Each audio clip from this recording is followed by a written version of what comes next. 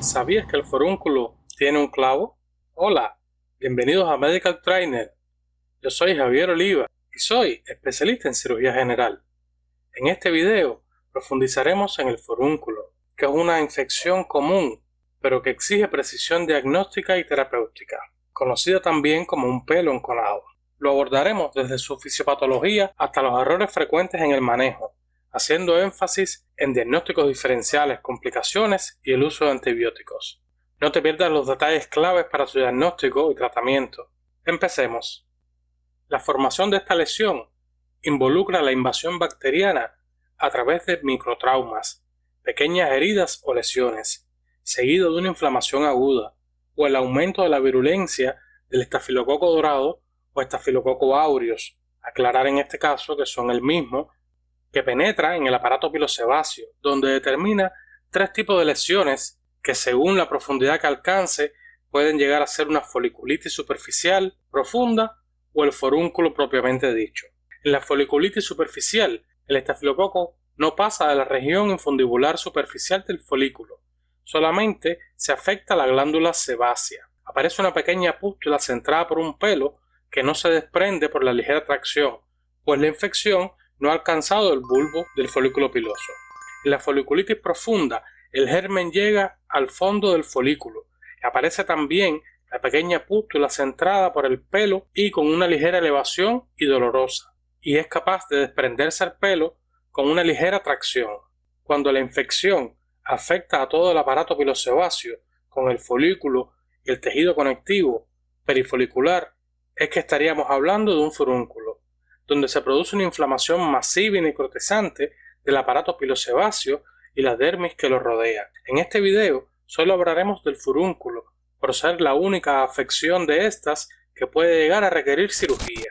El germen activado rompe la barrera epidérmica por la acción de sus toxinas necrotizantes y atraviesa el epitelio de la glándula sebácea, penetrando hasta la región vulvar, donde encuentra las condiciones típicas de la cavidad cerrada. El dolor que se debe a la turgencia local que comprime los filetes nerviosos, desintegrando el aparato pilosebáceo, por la acción conjunta de las toxinas microbianas y de la falta de nutrición, se convierte en un secuestro que será eliminado en forma de facelo purulento, el llamado clavo del furúnculo. Se constituye un pequeño acceso perifolicular por la necrosis de los elementos del aparato pilosebáceo y de la dermis vecina, el centro del cual está ocupado por el esfacelo masivo del aparato pilosebáceo, fibrina, células elásticas conjuntivas y piocitos de gran cantidad de estafilococos. El proceso se limita hacia su periferia por un tejido defensivo de granulación recidivante vascularizado, que tan pronto como es expulsado el clavo, rellena la pérdida de sustancias y deja ulteriormente, en algunos casos, una cicatriz blanquecina fibrosa. Si quieres conocer más cómo funciona el proceso de cicatrización, aquí te dejo un video sobre el tema. Para hacer un correcto diagnóstico, es de vital importancia el interrogatorio. Iniciaremos con los antecedentes y, si hace necesario, indagar en las enfermedades crónicas que inmunodeprimen a los pacientes, como la diabetes mellitus, el VIH o el uso prolongado de corticosteroides. También debemos comprobar la existencia o no de historia de infecciones cutáneas recurrentes, lo que nos pudiera hablar de la existencia de otros gérmenes. El uso reciente de antibióticos es importante, ya que puede existir el riesgo de resistencia bacteriana. Los factores de riesgo para padecer esta patología son la inmunosupresión, como vimos antes. Un paciente inmunodeprimido es más propenso a cualquier cuadro infeccioso.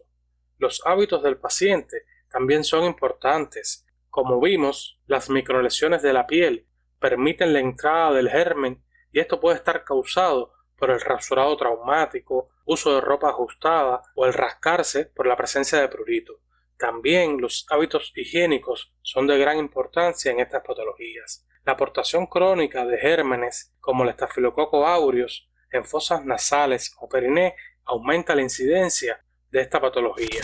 El cuadro clínico de esta patología está caracterizado principalmente por los signos flogísticos de flojosis o cardinales, los cuales son característicos de todos los procesos inflamatorios y son dolor, tumor, rubor, calor e impotencia funcional, si se encuentra este proceso sobre una articulación.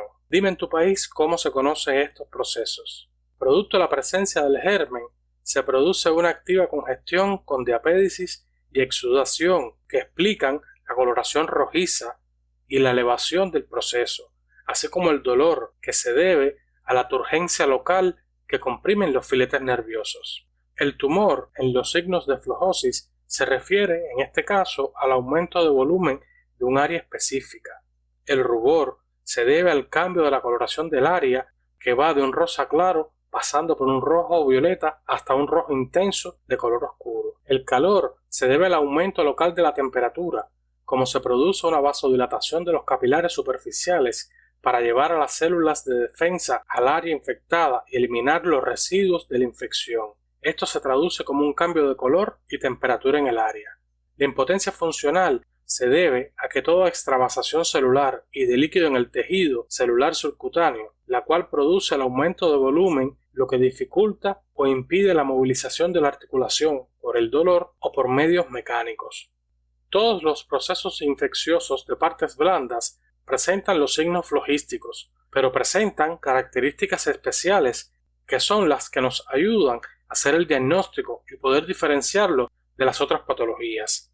En el furúnculo aparece una tumefacción centrada por un pelo rojo violácea, firme y dolorosa. Primeramente produce picazón, luego dolor. Puede observarse en cualquier región del cuerpo donde hayan pelos. No obstante, es rara su aparición en los cabellos del cuero cabelludo y el pubis. Al tercer o cuarto día asoma en la cúspide del forúnculo un punto amarillento, que al quinto o sexto se abre, dando salida a un pus escaso, con lo que el dolor disminuye. En el fondo se observa el clavo, que es eliminado como un grumo esfacélico al octavo o noveno día, y queda un cráter que pronto cierra. Los síntomas generales son escasos, algo de fiebre, cefalea, pudiendo llegar a tener malestar general. A veces, a los 3 o 4 días, el forúnculo regresa sin supurar, dejando una induración que persiste durante bastante tiempo. En el examen físico, a la inspección, encontraremos un área eritematosa, es decir, enrojecida, y tenemos que identificar el clavo y medir el diámetro de la lesión. Se dibuja el contorno de la lesión, el cual por lo general es bien definido, y se comprueba con el paso de los días si la lesión aumentó o disminuyó su área. En la palpación encontramos por lo general un área dura y dolorosa, con aumento de volumen, que es el tumor que antes mencionábamos, y caliente al tacto. Es necesario evaluar la presencia o no de fluctuación, porque de encontrar un área fluctuante estaríamos en presencia de una complicación y habría un acceso establecido. También tenemos que buscar adenopatías en el área de riego linfático que corresponda a la zona donde aparezca el forúnculo. Aquí les dejo un video de anatomía quirúrgica del abdomen donde puedes encontrar esta explicación para la región del abdomen. En el examen físico tenemos que descartar el carbúnculo, que son múltiples folículos infectados coalescentes y es común en la espalda y la nuca. Para establecer el diagnóstico tenemos elementos claves. Primero los signos flogísticos, después que esta lesión está centrada por un pelo y la presencia del llamado clavo. También podríamos encontrar la presencia de una pápula o de salida de pus. Todo depende de la fase en la que se evalúa el proceso. Con estos elementos se puede hacer el diagnóstico de una forunculosis. Los exámenes complementarios no son de utilidad para el diagnóstico de esta patología, pero sí son de gran utilidad para definir la conducta y la presencia o no de complicaciones. El cultivo bacteriano con antibiograma nos indica el germen que se encuentra, que por lo general es el estafilococo dorado o aureus, y el antibiótico al que es sensible. La ecografía nos sirve para confirmar o descartar la presencia de un absceso en lesiones no fluctuantes. Para hacer el diagnóstico diferencial, nos apoyaremos en los elementos que hacen especial al furúnculo. Recuerden que todos los procesos infecciosos superficiales van a tener los signos de flojosis, dolor, tumor, rubor y calor, pero estar localizado alrededor de un folículo piloso y centrado por el mismo, con la presencia de un clavo o pústula central, son propios del forúnculo. Por ejemplo, El quiste sebáceo infectado es una masa subcutánea sin folículo piloso asociado, y la hidradenitis supurativa se encuentra por lo general en la axila, ingle, surco submamario y región perianal, dado que infesta las glándulas sudoríparas apocrinas. El acceso caliente tiene la característica de la fluctuación. En ocasiones es más una complicación de alguna infección de partes blandas, pero se considera también como una identidad propia. El carbúnculo o pústula maligna del carbunco tiene un centro negro, deprimido, no acuminado, rodeado por vesículas y es indoloro, y es producido por la bacteria Bacillus anthracis. Yo recomiendo utilizar el concepto de estas patologías para recordar el cuadro clínico y cómo diferenciarlas. Recuerden que todas son infecciones, pero la del forúnculo es del aparato pilosebáceo, por eso está suscrito al pelo, porque si fuera de varios aparatos pilosebáceos y el área que lo rodea sería un anthrax, o si fuera en el tejido celular subcutáneo, con límites mal definidos, sería una celulitis. Déjame saber en los comentarios cuál quieres que sea la próxima infección de partes blandas en hacerle un video. Déjala en los comentarios y la patología que más like tenga será el próximo video. Normalmente no se requieren complementarios para llegar al diagnóstico. En esta patología el diagnóstico es puramente clínico. Los complementarios son para valorar el estado general del paciente, la evolución de la enfermedad y la presencia o no de complicaciones. Primero debemos comprobar que las patologías de base del paciente estén compensadas. Lo que quiero decir es que si tenemos un paciente diabético, tenemos que ver cómo tiene la glicemia o glucemia. Déjame saber en los comentarios cómo la conoces, ya que esta patología es diferente en diabéticos descompensados y también es una forma de presentación de la diabetes, por lo que se hace indispensable conocer el tratamiento y el estado de la glicemia del paciente, y le indicaremos al paciente pruebas de tolerancia a la glucosa, glicemias en ayuna y hemoglobinas glicosiladas, para conocer los niveles en sangre en los últimos tiempos. El hemograma completo es de utilidad para ver cómo está respondiendo el organismo del paciente. Por lo general, encontraremos una leucocitosis con neutrofilia, o como se conoce también, con desviación hacia la izquierda. El cultivo y antibiograma se realizará con la secreción de la lesión, de preferencia antes de iniciar la terapia antibiótica, y es de utilidad para conocer el germen que está presente, y al cultivo del germen se le realizan pruebas con diferentes discos de antibióticos para conocer la sensibilidad a antibióticos del germen presente. Esto no quiere decir que hay que esperar el resultado del antibiograma para poder iniciar con la terapia antibiótica. Para nada.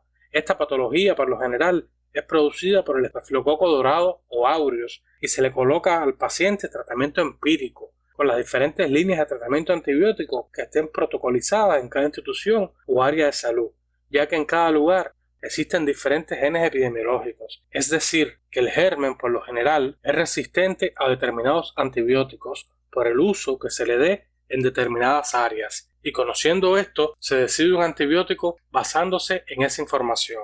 La utilidad de este complementario llega cuando no aparece mejoría con el antibiótico usado empíricamente y nos permite hacer un cambio de antibiótico conociendo ya a cuál es sensible el germen que se encuentra presente. Hay que vigilar estas complicaciones.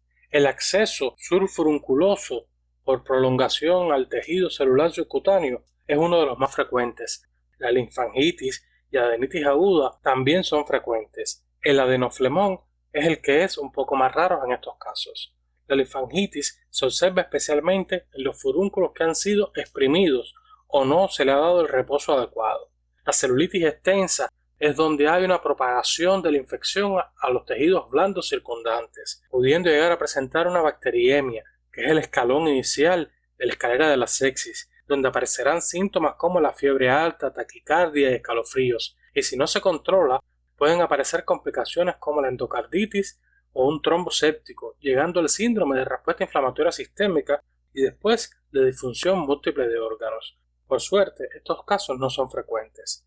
Los trombos sépticos, cuando llegan a capilares, pueden producir abscesos metastásicos por la diseminación hematógena y pueden llegar a pulmones, huesos, incluso hasta el cerebro. La complicación del forúnculo por lo general son locales, Es de gran importancia el estado general del paciente y la inmunidad que tenga. Esos factores son determinantes para la evolución de esta patología. La conducta ante un paciente no es solo indicar medicamentos o hacer un proceder quirúrgico. También hay que informar al paciente de las posibles causas y consecuencias de esta enfermedad. Porque si tenemos un paciente diabético que se niega a hacer su tratamiento higiénico dietético y está siempre descompensado, tiene que saber que está más expuesto a padecer de esta enfermedad, y también para explicarle a los pacientes cómo prevenir la aparición de los forúnculos. Dividiremos el tratamiento en médico y quirúrgico. El tratamiento médico tendremos en cuenta el alivio de los síntomas. Para el dolor, la fiebre y la inflamación se usarán los AINES, es decir, los antiinflamatorios no esteroideos, principalmente el paracetamol y el ibuprofeno. El uso de fomentos es de vital importancia en estos casos. Los fomentos fríos solo se usan en fases muy tempranas de la enfermedad para contener el proceso inflamatorio y sumado a los antibióticos. Muchas veces se contiene tanto que no llega a aparecer ni el clavo del forúnculo, pero una vez ya establecido el cuadro, el fomento que se utiliza es el tibio para favorecer la dilatación vascular presente y que la colección se establezca más rápidamente, es decir, se le pone un acelerador a la evolución natural de la enfermedad.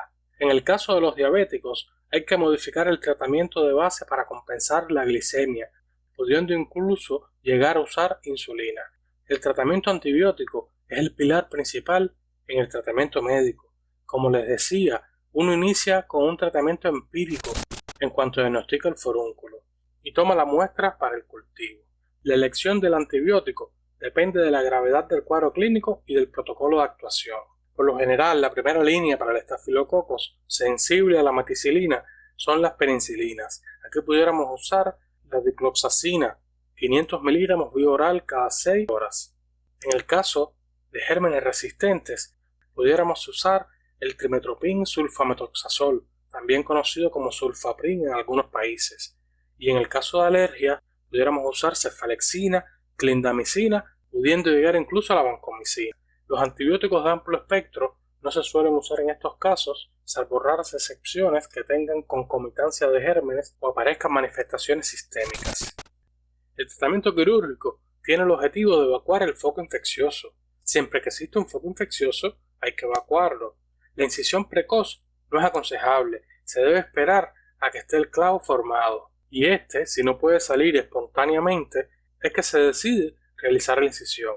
En estos casos se realiza incisión, drenaje y curetaje. Se los voy a explicar paso a paso, como una nota. Primero, la antisexia del área. Puede ser con clorhexidina al 2% o con yodopovidona. Previamente de preguntarle al paciente si es alérgico a alguna de estas sustancias. Después se le infiltrará anestesia local con lidocaína al 1%, teniendo cuidado de evitar el área inflamada para no propagar así la infección. Después realizaríamos una incisión lineal en el ápice de la fluctuación, profundizando hasta la cavidad. Procederíamos entonces a realizar el curetaje para debridar todo el tejido necrótico y esfaceros existentes. Después se lava con abundante suero fisiológico hasta que salga claro. Por último, si la cavidad lo requiere, se coloca una mecha de gasa para drenaje continuo y se programan las curas posteriores, que pueden inicialmente ser diarias y pasar después a días alternos hasta que ya no se requieran curas. Es de vital importancia la conducta preventiva para así disminuir la incidencia de estas patologías y prevenir las recurrencias. Hay que informarle a los pacientes de los factores de riesgo, de mantener la higiene, de mantener compensadas las enfermedades crónicas como la diabetes, de evitar las rosaduras y el rascado, e informarles que el uso desproporcionado de antibióticos lo que puede es generar resistencia antimicrobiana.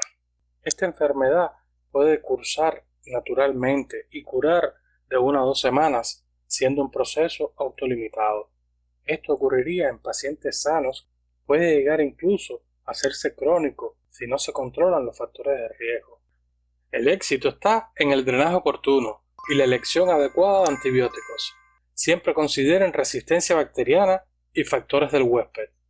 Suscríbete para más contenido. Dale like a la campanita para que no te pierdas mis próximos videos. Únete a Medical Trainer. Ayúdame a crecer. Hasta la próxima.